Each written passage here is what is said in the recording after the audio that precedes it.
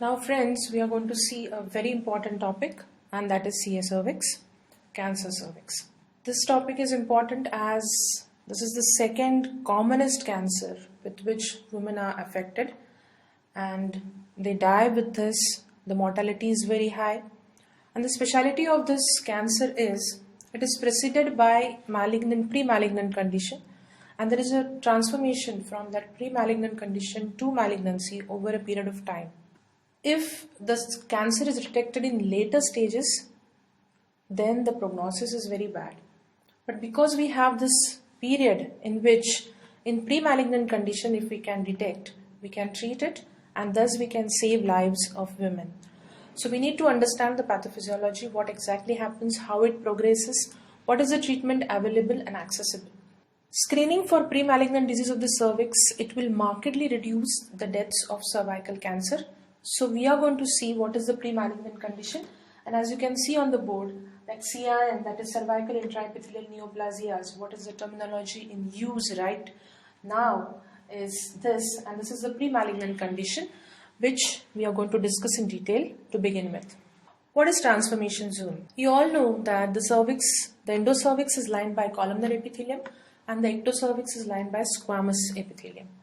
Squamous epithelium is the tougher one, columnar is not that tough. So till puberty, the vaginal pH is alkaline and columnar epithelium is till outside. The squamo-columnar junction is on the ectocervix. But as in puberty, there is this bacteria coming in, releasing and causing the pH to become acidic. Dodderlin's bacilli, you all know. So as the pH becomes acidic, we need a tougher epithelium to fight with this acidic pH. And thus, on the ectocervix, the columnar epithelium gets replaced by the tougher epithelium, that is squamous epithelium. So if this is the cervix os, the squamocolumnar junction which was outside, now this epithelium which was columnar initially is getting replaced by squamous, thus the squamocolumnar junction is moving inside. And the distance where this columnar epithelium has changed to squamous is called as transformation zone. And the process in which one type of epithelium gets converted into another form of epithelium, this is called as metaplasia. So this transformation zone is the area where we have to look for this malignancy, or malignancy is commonly seen in this transformation zone of the cervix. I hope you understood the concept. Metaplasia, again I repeat, it is a change of epithelium from one cell lining to another, columnar to squamous or squamous to columnar. Dysplasia is much different than metaplasia. Metaplasia is normal. The cells which are replacing each other, they all are normal.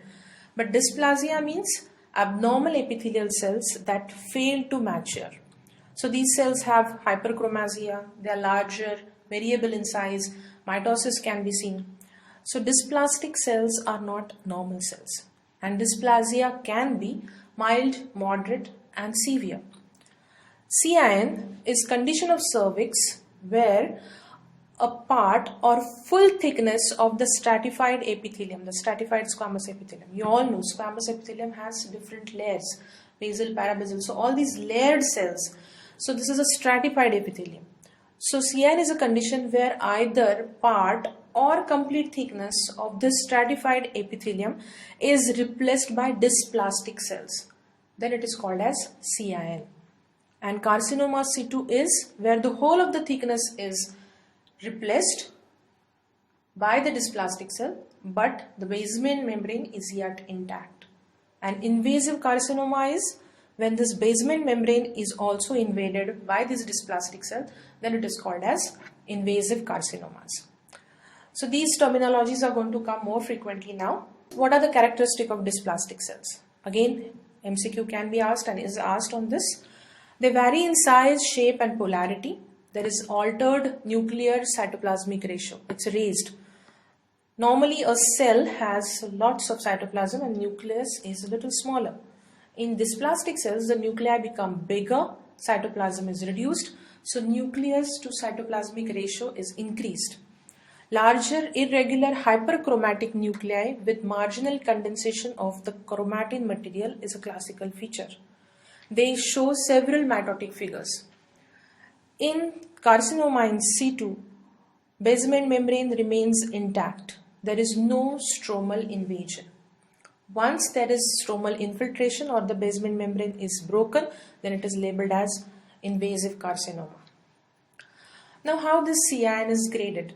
Pap smear, previously when WHO has this grading, in Pap smear it was first graded as mild dysplasia, which was later converted into CIN1, means labeled as, not converted into. Mild dysplasia was labeled as CIN1. Moderate dysplasia, where almost 2/3 of the epithelium is having dysplastic cell, is called as CIN2.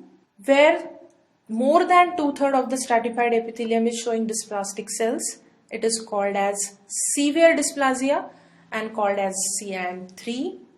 And where full thickness of the stratified squamous epithelium is showing dysplastic cells but the basement membrane is intact, is called carcinoma in situ. So mild dysplasia, where lower 1/3 is showing dysplastic cell, CIN1. Moderate, 2/3, CIN2. Severe, more than 2/3, CIN3. Full thickness with basement membrane intact, it is carcinoma in situ.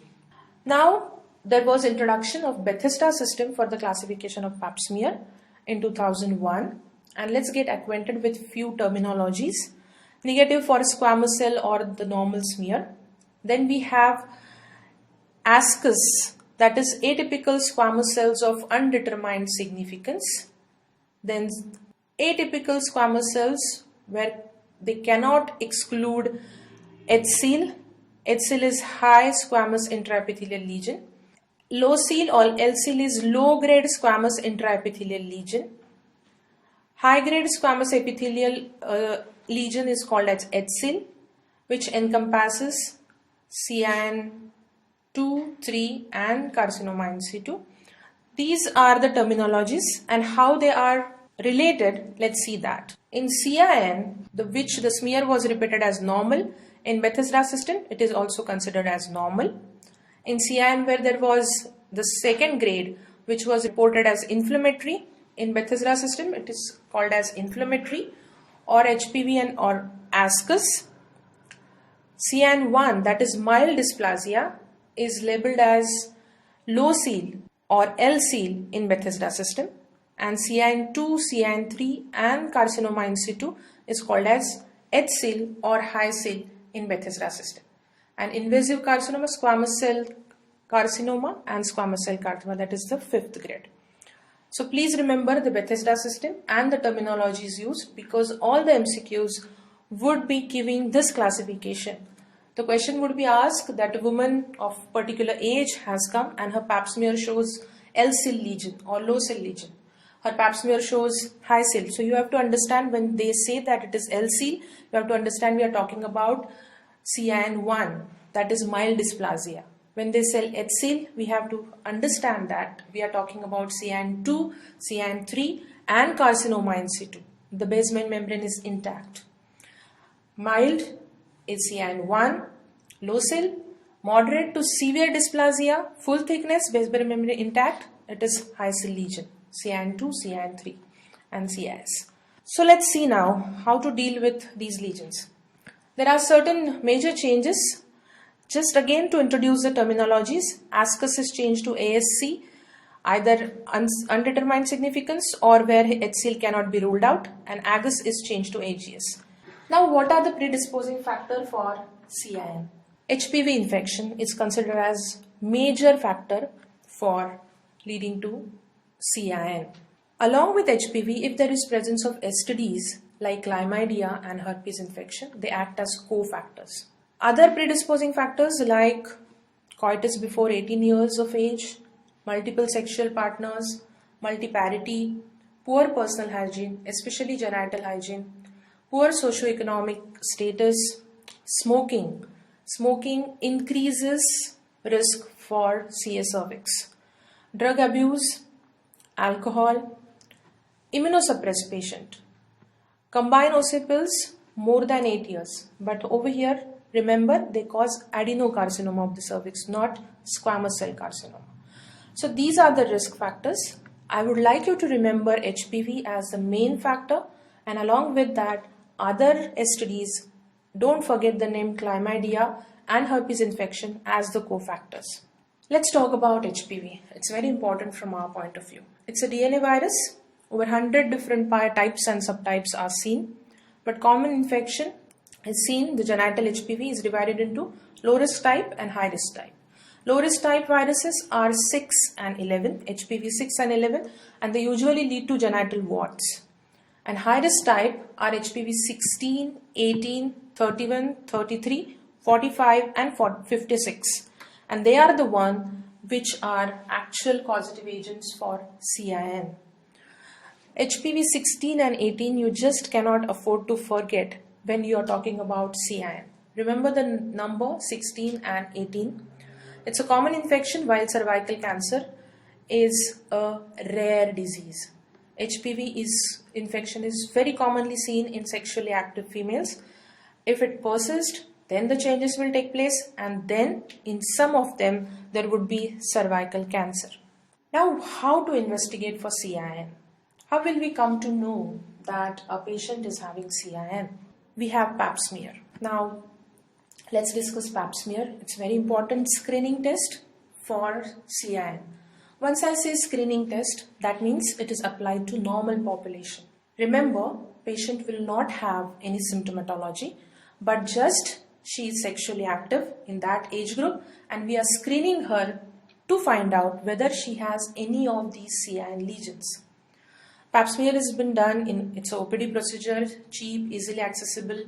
You all know the iris spatula. It is to be put inside the cervical os. It has an end which protrudes a little bit, 360 degrees movement. Before taking the Pap smear, she shouldn't have any douching done, or no PV examination would have done before that. No antiseptic solution is to be used. Put the Cusco speculum, expose the cervix, put the iris spatula, rotate it through 360 degrees, spread it on the slide, fix it, and papaniculus stain is done. Pap smear classification we have seen. Previously it was in grades of dysplasia, then it was in CIN 1, 2, 3 and CIS, and now according to the Bethesda system, it is either normal or ascus, then locile, hissile and invasive carcinomas. Once the Pap smear shows some abnormality, then we have to either repeat the smear depending on the condition, like if it's inflammatory, treat for the infection, repeat it. If the smear is normal, then we can assure her that she doesn't have, then every year we ask her to repeat the Pap smear. We'll come to know how we are going to manage it. But Pap smear is the most important screening test available here. It has very low sensitivity and specificity, but still because of the other advantage, it is still in use. But different tests like liquid-based cytology and HPV DNA tests are coming in big way, and let's see what happens in near future. The next thing, liquid-based cytology, in which the smear is taken and put in a liquid which dissolves the inflammatory cells, and whatever malignant cells we obtain, or whatever cells we obtain, not malignant actually in all the patients, but whatever cells we obtain from the cervical region or endocervical region, those cells are spread over in a very thin film and read in liquid-based cytology. So it's more specific and sensitive than Pap smear. VIA is visual inspection of cervix with acetic acid and visual inspection of cervix with Lugol's iodine. Then there are methods like speculoscopy and spectroscopy. But what is in use more commonly is colposcopy. This again has become a very important investigating tool in case of CIN. Colposcope is a scope OPD procedure. We get to see the cervix and the nearby vaginal area with magnification. On colposcopy, if we see certain changes taking place in the epithelium, either in the cellular pattern or in vascular pattern, that suggests that the pre-malignant changes or malignant changes are there. and then we can take biopsies from these areas. We can also use acetic acid or Lugol's iodine along with colposcopy, and this is called as directed biopsy. Then other tools are like cone biopsy, cervicography, AGNOR. This is a new marker which has come. It's silver stain nucleolar organizer region. It gives appearance of black dots depending on the number of malignant cells available. HPV testing is right now very costly, but once ICMR kind of project comes in, this test would become very cheaply available, and it will have a very good effect on the screening modalities of CIN. HPV testing with pap smear, it gives 96% sensitivity both ways. Like we can have positive value towards prediction that she has pre-malignant condition, or if HPV infection is not there, then we can reassure her for 5 to 8 years that she can relax, that she doesn't have this infection, and so she has minimal chances of having pre-malignant and malignant lesions. The changes which are seen on colposcope, which suggest that there is that abnormal area, mosaic pattern. The cells are arranged like tiles, mosaic pattern in the cells. So if you are seeing through colposcope and you see this kind of pattern, that area is suspicious area. There can be leukoplakia, white patches. Vascular pattern, usually the vessels, a big vessel breaks into small, so it looks like a tree or tree roots rather. From bigger, they go on decreasing in diameter gradually. But in malignant cells, or in pre-malignant or malignant condition, this arborization is lost, and there are punctations, either dot or corkscrew or comma-shaped punctations, big dilated vessels. So these are the regions which are suspicious, and from where we are supposed to take biopsy to diagnose CIN. The other method which helps is diagnostic cone. From the cervix, we take a biopsy which is cone-shaped. The cone round, it's exactly like ice cream cone, round, and then the margins become narrow towards the endocervical region. So this is a biopsy which gives us bigger chunk. It's called as cone biopsy. It is indicated in patients where the limits of the lesion cannot be visualized, where the squamocolumnar junction is not seen on colposcopy. You should be able to see the squamocolumnar junction, then only the colposcopy is satisfactory. If it is gone inside, then even though we do colposcopy and the changes are not seen, but actually we have not reached up to the squamocolumnar junction. So in that case, cone helps. In cases where endocervical curettage shows positive cells for CIN2 or CIN3, then also we should go ahead with cone. Microinvasive carcinoma or adenocarcinoma in situ suspected on either biopsy or colposcopy or cytology, we should go for conization. And if there is no correlation between the cytology report and biopsy report and colposcopy tells us something, then it's better to do a cone and rule out any doubts. This procedure is not complication free. It has complications like bleeding, infection. It may lead to cervical stenosis or incompetent os.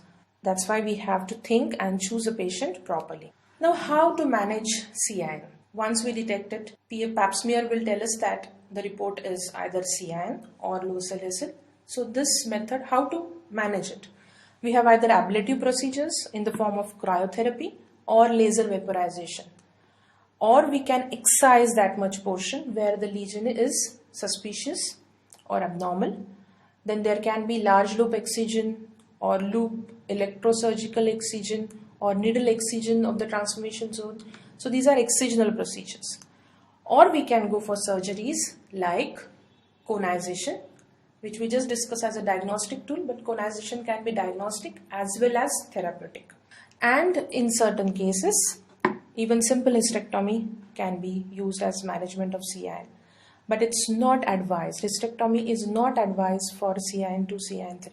Excisional procedure like LEAP, LLETZ are the most favorite modalities for CIN. Now, depending on the class, let's see how to manage a CIN. So CIN class 1, I have not written here, but class 1 would be normal pap smear. In that case, suppose the pap smear is normal. In that case, repeat it consecutively for next 3 years. If it is normal for all 3 years, then we can ask her that every third year, 3 to 5 yearly, she can repeat it till her 50 years of her age. If there is class 2, that means if the smear is inflammatory. Inflammatory smear, treat the infection and repeat the pap smear. If after treatment of infection, if the pap smear is normal, then follow up as again 3 type yearly, normal, then ask her to repeat it 3 to 5 yearly. But if the infection persists in the repeat sample also, then we have to go for either conservative ablation procedures like cryo laser ablation, or we can go for excision procedures, or we can go for conization trachelectomy. Class 3, CIN, which by Bethesda is L-seal. It's an indication for HPV DNA test. If the HPV DNA test is normal, then we can reassure her. But if HPV DNA test shows there is HPV viral load or infection is there, then we have to treat her like the higher class lesion, HCL. Now what's the treatment for that class? The class 4, where either the lesion is CIN2, CIN3, that means HCL, then what is indicated? So this is a very likely asked question, that pap smear suggestive of CIN2, CIN3 or HCL. How are you going to manage this patient henceforth? What is advisable? Go for colposcope, colposcopic examination and colposcopic guided biopsy. Always remember CIN2, CIN3, that is the HCL lesion. You are going to go for colposcopy, colposcopic examination and guided biopsies. Depending on the report of the biopsy, depending on the lesion, if it comes HCL, if it doesn't show, biopsy, what information biopsy gives us? It tells us whether the basement membrane is intact or not. And this information can be achieved only on biopsy. Because pap smear, colposcopy, they are not looking at the basement membrane. They are just telling us that these are the suspicious areas. But basement membrane, the information can be achieved only on biopsy. It can be a punch biopsy from the lesion, or it can be colposcopic guided biopsy, acetic acid biopsy, or Lugol's iodine biopsy. Whatever biopsies we are taking, directed biopsies, they will tell us whether the lesion belongs to HCL or it's an invasive carcinoma. So the treatment will vary depending on that. So in CIN2 and 3, we can go for either ablative procedures, local excision or radical excision of by conization or trachelectomy. But all these procedures, whatever treatment we have seen, we need to follow up the patient later because cervix is still there. We have to have follow-up because we have the cervix persistent there. We have just detected CIN1, 2 or 3 and treated it by some of the modalities which are given, but follow-up is necessary because she needs follow-up to again check whether she is landing up in any pre-malignant condition. And if it is class 5, that means invasive carcinoma, then in invasive carcinoma, depending on the stage of the carcinoma, we have to treat it. Now, indication of hysterectomy in CIN. If there is recurrent repeat CIN2 or 3 in the repeated samples, then we have to go for hysterectomy. Mind well, hysterectomy is not advised as a treatment for CIN2 and 3. I said for CIN2 and 3, colposcopy, guided biopsies, and depending on the stage, we will treat. But in case, if repetitive samples are showing 2 or 3, she has completed her family, she doesn't mind going for hysterectomy, then we can go for it. We have done conization and the limits of the cone are showing CIN3. Go for hysterectomy.